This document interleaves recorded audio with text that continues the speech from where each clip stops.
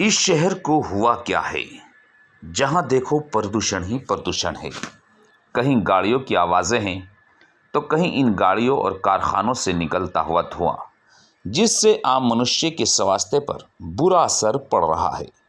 वहीं पेड़ों की बेतहाशा कटाई और जल प्रदूषण ने आग में घी डालने का काम किया है। इस ज्वलंत मुद्दे पर बातचीत करने के लिए विविध विचार की team editor in chief Mohammad Suhail और एंकर रईस जैदी के साथ पहुंची है Shri S Das charitable memorial trust के चेयरमैन एडवोकेट संदीप दास के कार्यालय पर। पर्यावरण यानी इन्वायरमेंट। पर्यावरण शब्द दो शब्दों से मिलकर बना है, परि और आवरण। परि का मतलब होता है हमारे चारों तरफ, और आवरण का मतलब है जो हमें चारों तरफ से घेरे हुए है। यही वजह है इंसान और पर्यावरण एक दूसरे पर निर्भर करते हैं। अगर इंसान अपनी बुरी आदतों के तहत कुछ ऐसे काम अंजाम देता है, जैसे पानी का वेस्ट करना या पेड़ पौधों की अंधाधुंध कटाई, तो इसका बेशक असर पर्यावरण पर पड़ता है, और फिर जो नतीजे सामने आते हैं वो बेहद ख़तरनाक होते हैं, जैसे प्राकृतिक आपदा। आज इसी विषय पर बातचीत करने के लिए हमारे साथ मौजूद है एडवोकेट संदीप दास, चेयरमैन संस्थापक Shri S Das charitable memorial trust, state chairman legal human right council और executive director anti corruption council. बहुत बहुत स्वागत है वकील साहब आपका हमारे चैनल विविध विचार में। पर्यावरण की चूँकि बात की इसलिए कि आपने पर्यावरण के क्षेत्र में बहुत से काम अंजाम दिए। इसी विषय में हमारे दर्शकों को बताइए कि किस किस तरह के आपके काम रहे और कहाँ तक आप अपने मकसद में कामयाब हुए। देखिए, पर्यावरण एक विस्तृत अर्थ है। पर्यावरण हमारे यहाँ पर कई प्रकार के प्रदूषण हैं, जैसे कि एयर प्रदूषण, जल प्रदूषण, आपका मिट्टी प्रदूषण, इसके अलावा ध्वनि प्रदूषण और केमिकल प्रदूषण है। अब इसके साथ साथ जो ये एनवायरनमेंट में नेट का है, इन सब चीज़ों से जो प्रदूषण हो रहा है, इसके द्वारा हम लोगों के शरीर पर, एटमॉस्फेयर पर बहुत ज़्यादा दूषित परिणाम हो रहे हैं। यदि हम लोगों ने इसको अभी नहीं रोका तो आने वाला समय इतना विभत्स होगा जिसको हम सोच भी नहीं पाएंगे। अभी हाल ही में हम लोग एक बीमारी जिसको हम कोरोना कहते हैं उससे भी गुजरे हैं, जिसमें कि लोगों के फेफड़ों पर असर पड़ा है। ये फेफड़ों पर असर क्यों पड़ा है? क्योंकि के वायुमंडल में बहुत ज़्यादा जहरीला पदार्थ फैला हुआ है, जिससे कि हमारी सांसों में उसका इतना ज़्यादा इफ़ेक्ट पड़ा है कि हमारी जो शारीरिक शक्ति जिसको कहते हैं उसका भी जो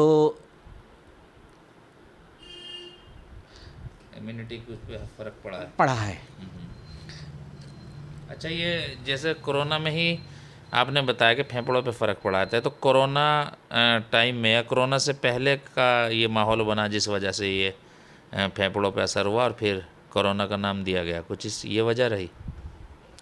इसका जो सबसे बड़ा कारण है एटमॉस्फेयर में वायुमंडल का तो है ही, ये साथ के साथ जैसे हमारा मिट्टी है वो भी प्रदूषित हो गई, हमारा जल है वो भी प्रदूषित हो गया। आप ये देखिए कि जो केमिकल्स एटमॉस्फेयर में आए उससे ओजोन लेयर ख़त्म हुई। ओजोन लेयर ख़त्म होने से जो सूर्य की किरणें यहाँ तक आती से उससे अल्ट्रा वायलेट रेज और बढ़ गई, जिससे हमारे शरीर को बहुत ज़्यादा उसका ताप महसूस करना पड़ा। इसके साथ साथ जो बारिश वगैरह का भी आप वातावरण, वर्षा का भी देखेंगे, वेदर का देखें, किसी भी वेदर का देख लीजिए, उसमें इतना ज़्यादा वेरिएशन आ चुका है। गर्मी डे बाय डे बढ़ती चली जा रही है, सर्दियाँ डे बाय डे कम होती चली जा रही हैं। इसके साथ साथ वर्षा का जो ऋतु थी, वर्षा का जो समय था वो बदल गया है। उसमें जिस समय होनी चाहिए नहीं होती है और जिस समय नहीं होनी चाहिए उस समय होती है। ये इसको हम एक प्राकृतिक आपदा का रूप भी दे सकते हैं। क्यों बारिश उस समय इस समय क्यों नहीं होनी चाहिए? जैसे इस समय सर्दियों का मौसम चल रहा है, सर्दी आई नहीं और बारिश इस समय हो रही है। ये मौसम रबी की फसल का है और धान का है, मुख्य रूप से धान का मौसम है। और इस वर्षा से जो हमारा धान था वो समाप्त हो गया। जब ये चीज़ समाप्त होगी तो भूखमरी बढ़ेगी, भूखमरी बढ़ेगी तो ये क्या हुआ? एक तरीके से आपदा ही तो हो गई। एक आपदा कोरोना काल की थी जिसको सबने पूरे विश्व ने देखा। ये आपदा वो है जिसको हम साइलेंट आपदा कह सकते हैं, एक सुषुप्त आपदा भी कहा जा इसका सकता पता नहीं चल पा रहा और हो रही है। है। हो रही है। अच्छा, आपने कोरोना काल में भी सुना है, हमने काफ़ी काम किए पर्यावरण को लेकर, पेड़ पौधे लगाए, तो जो आपके टारगेट रहे वो आप कर पाए, या किस तरह की कोई परेशानी आपको सामने आई, या कैसा आपको मदद रही या बेनिफिट मिला? देखिए, जो हम लोगों ने कोरोना काल में वृक्षारोपण का मुहिम उठाया था एक, क्योंकि कि ऑक्सीजन की कमी होने की वजह से उस समय में मृत्युओं की संख्या बढ़ रही थी। तो लोगों को ऑक्सीजन मिल नहीं पा रही थी। उसका जो सबसे बड़ी चीज़ है वो प्राकृतिक ऑक्सीजन होती है। ये जो आर्टिफिशियल ऑक्सीजन दी जाती है इसका कुछ पता नहीं होता है जी। और उसकी स्केर्सिटी बहुत कम थी। इस स्केर्सिटी को कंप्लीट करने के लिए हम लोगों ने लोगों को वृक्षारोपण के लिए प्रेरित किया, जिसके प्रेरणा स्रोत उन लोगों ने बहुत ज़्यादा बढ़ चढ़कर कार्य किया। लेकिन इन सब चीज़ों के होते हुए जो एक कमी रह गई वो ये रह गई कि पर्यावरण में उसका रोपण तो हो गया लेकिन संरक्षण नहीं हुआ, जिसकी वजह से हम लोगों के द्वारा किया गया कार्य सब का सब धूल दूषित हो गया। मेरा इस विषय में एक बात कहना है कि हम मत लगाएं बहुत सारे पेड़, हम एक पेड़ लगाएं, वहाँ लगाएं जहाँ पर जाकर हम उसका संरक्षण कर सकते हैं। पानी वगैरह मतलब उसका ध्यान रखा जा सकता है। इसके साथ साथ अगर और कहीं जगह नहीं मिलती है तो हम अपने घर के बाहर लगाएं। अगर एक मोहल्ले में 10 मकान भी हैं, 10 नहीं अगर 5 भी पेड़ लग जाएं तो उससे ही वातावरण की में बहुत फ़र्क पड़ेगा। आपने एक चीज़ देखी होगी, जिस समय कोरोना काल में बंदी हो गई थी तो हमारे पूरे भारतवर्ष का या विश्व का भी कह सकते हैं वातावरण बहुत ज़्यादा निर्मल और स्वच्छ हो गया था। तो ये इस चीज़ को इंगित करता है कि यदि हम लोग इस चीज़ को ध्यान देते हुए वो जो हमारे साथ पूर्व समय में हमने किया है इस चीज़ को अगर हम करें तो हम लोग फिर से प्रकृति के नज़दीक आ जाएंगे। यानी काश के ऐसा हो कि हर साल 1 महीने बंदी लगी, ये भी सॉल्यूशन हो सकता है क्या? ताकि मतलब 1 महीने के लिए कुछ दिन लॉक कर दिया जाए और आदमी अपने घरों में रहे और ये गाड़ियों का इस्तेमाल, फैक्ट्री का इस्तेमाल थोड़ा कम हो जाए, तो हो सकता है कि एनवायरनमेंट पे काफ़ी अच्छा असर पड़े। देखिए, अगर किसी कार्य को बंद कर दिया जाए, बंदी से आपने देखा कि लोगों की जो प्रोग्रेस थी वो डाउन हो गई। हमें इस बंदी को ना अपनाते हुए हमें इस चीज़ को अपनाना चाहिए कि ये जो हम क्या होता है आपने देखा भी होगा, जिस आदमी का 4-5 आदमियों का अगर एक ही रास्ता है तो उन लोगों को एक साथ एक कॉम्बिनेशन बनाते हुए साथ जाना चाहिए और साथ आना चाहिए, जिससे कि एक तो हम पॉल्यूशन से बचेंगे, इसके साथ साथ जो पेट्रोल डीजल फ्यूल की जो कमी है वो पूरी हो जाएगी। कम जब खपत होगी तो खर्चा कम होगा। इसके साथ साथ जब डिमांड कम होगी तो भंडारण बढ़ेगा। इन सब चीज़ों का बहुत इफ़ेक्ट पड़ेगा हर तरीके से, इकोनॉमिकली भी और फिज़िकली भी, फाइनेंशियली भी, हर तरीके से हमें सपोर्ट मिलेगा। अब इस बड़ी गाड़ियों के या पर्यावरण जाम में फंस जाते हैं कभी कभी, जैसे हम लोग जाम में फंस जाते हैं तो हम लोगों को यातायात के नियमों की पूरी तरह से जानकारी नहीं होती है उसका एक जाम का एक कारण ये भी है। हमें एक तो सबसे पहले उन नियमों का पालन कीजिए। अगर हम उनका पालन नहीं करते तो क्या होता है कि जाम लग जाता है। उस जाम का अगर जाम लग जाता है, हम लोग गाड़ी तो बंद करते नहीं, वो लगातार चलती रहती है, पोल्यूशन बढ़ता है। वो उससे और ज़्यादा पोल्यूशन चलता है। अगर मान लीजिए एक गाड़ी है, वो एक समय में चलते हुए अगर एक आदमी का ऑक्सीजन कंज्यूम कर रही है, तो खड़े होने पे उसका जस्ट डबल ट्रिपल हो जाएगा। अच्छा। इतना इफेक्ट पड़ता है। क्यों? क्योंकि कई गाड़ियों का वहाँ पे समूह है।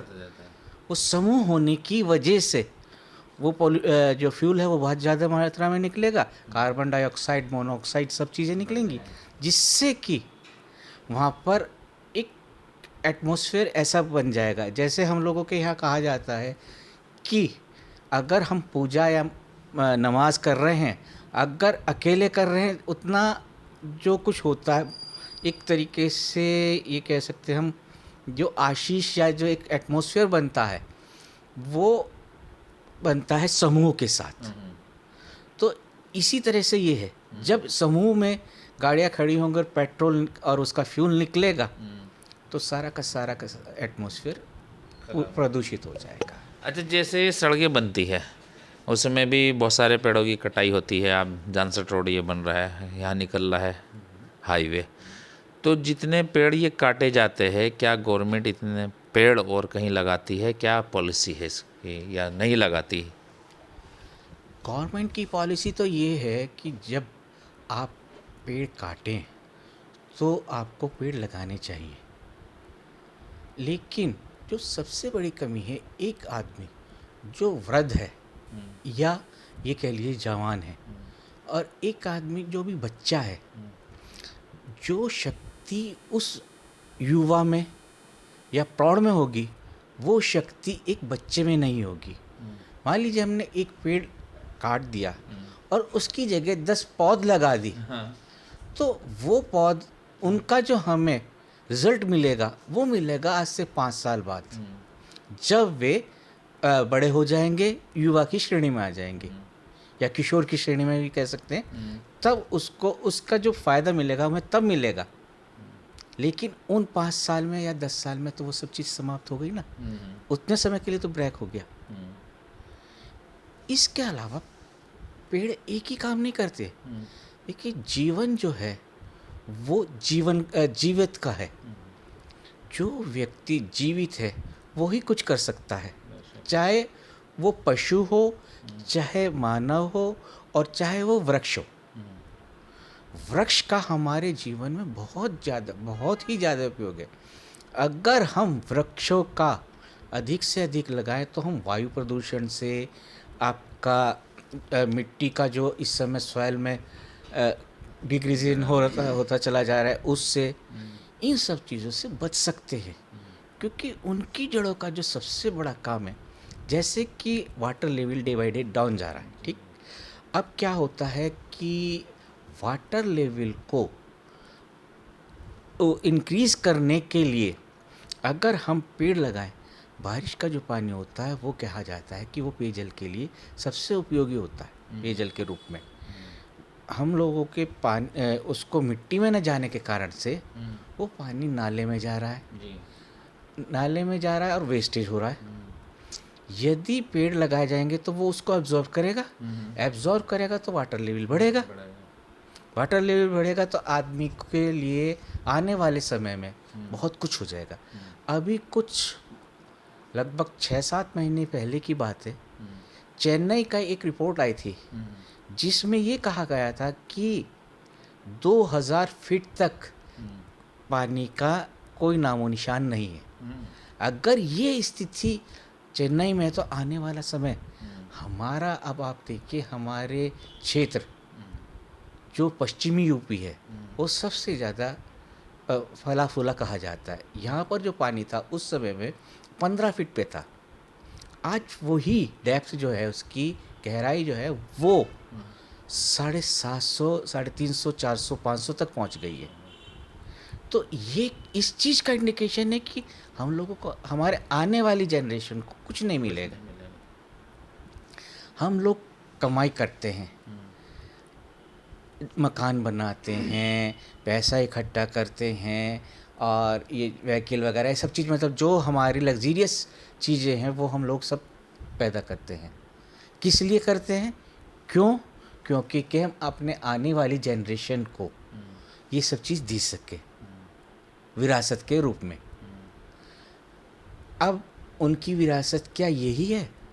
उनके लिए विरासत पानी है, स्वच्छ वातावरण है, ये सब चीज़ें भी तो हमें दे के जानी चाहिए। कल को बच्चों को ये चीज़ नहीं मिलेगी, जैसे कि मिट्टी है, वो इतनी ज़्यादा प्रदूषित हो रही है कि उसमें अन्न का पैदा होना मुश्किल होता चला जा रहा है। यूरिया से पैदा कर रहे हैं। यूरिया से पैदा कर रहे हैं, केमिकल्स डाल रहे हैं, जिससे कि हमारी जो उपजाऊ भूमि है वो उसकी जो ताकत है वो डे बाय डे कम होती चली जा रही है। इसके लिए हमें जो सबसे पहले है, पेड़ का फंक्शन यही है कि वो जो पेड़ है उस चीज़ को निकालने की कोशिश करेगा। केमिकल पूरी तरह से नहीं निकलता है, लेकिन उसको कुछ कम किया जा सकता है। इसके साथ साथ अगर अन्न की उपजाऊ नहीं होगा, भूमि उपजाऊ नहीं होगी, तो हमारे आने वाले बच्चों को अन्न की कमी हो जाएगी, यानी कि संसार में भूखमरी की स्थिति पैदा हो जाएगी। या फिर ऐसा अन्न मिलेगा कि जो बीमारियां पैदा करता है शरीर में। नहीं, वो तो है ही। इसके अलावा वो अन्न इतना महंगा होगा कि गरीब आदमी तो ले ही नहीं सकता। सर्वाइवल सिर्फ उन लोगों का ले जाएगा जिनके पास पैसा है। जब ऐसा होगा तो अराजकता फैलेगी, मारकाट मचेगी, आदमी अपने आप को सर्वाइव करने के लिए कुछ ना कुछ तो करेगा। तो इसलिए हमने एक चीज़ सुनी थी कि एक बार ऐसा हुआ कि जहाज़ जो है, पानी का जहाज़ नदी में फंस गया, समुद्र में। वहाँ फंसने के बाद खाना जब समाप्त हो गया तो वहाँ लोगों ने एक दूसरे को काट कर जलाकर उनको खाया है। तो ऐसी स्थिति उत्पन्न ना होने दें जिससे कि आदमी आदमी को खाने लगे। इसके लिए हमें अपने आप को बायो ऑर्गेनिक खाद का इस्तेमाल करना प्रारंभ कर देना चाहिए। पुराने समय में आपने देखा होगा, बच्चों को तो शायद ना मालूम हो, हम लोगों के समय में ये केचुआ होता था, अर्थवर्म जिसको कहते हैं, उसका फंक्शन क्या था? उसका फंक्शन ये था कि मिट्टी वो खाता था, जो उसको वेस्ट निकलता था उसकी बॉडी से, वो जो है उपजाऊ होता था। वो मिट्टी को किसान का दोस्त कहा जाता था। इसीलिए केचुए को किसान का दोस्त कहा जाता था। तो हम लोगों को उसकी तरफ बढ़ना होगा। अगर हम उसकी तरफ नहीं बढ़े तो हम अपनी आने वाली जनरेशन को भूखमरी और प्यास के कगार पर खड़ा करके चले जाएंगे, और जो ये हम दौलत दे के जाएंगे ये उनके लिए बेईमानी होगी।